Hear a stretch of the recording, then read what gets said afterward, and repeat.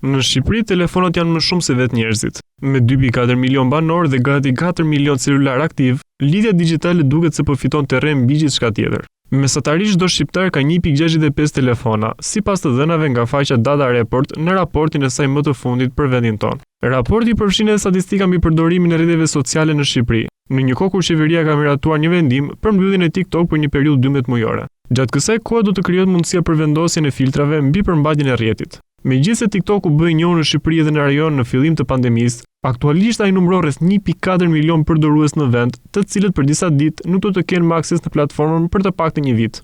Ndërkohë, rrjetet e tjera sociale si Facebook dhe Instagram kanë secila nga 1.2 milion përdorues në Shqipëri, afër 200.000 më pak se TikTok, megjithëse kanë dominuar tregun digjital që për vitin 2009. Sa i përket platformës që deri para 2 vitesh njihej si Twitter dhe që sot mban emrin X pas blerjes nga miliarderi Elon Musk, ajo numëron rreth 200.000 përdorues në Shqipëri, duke qenë rrjeti social me më pak përdorues në vend, sipas të dhënave nga Data Report.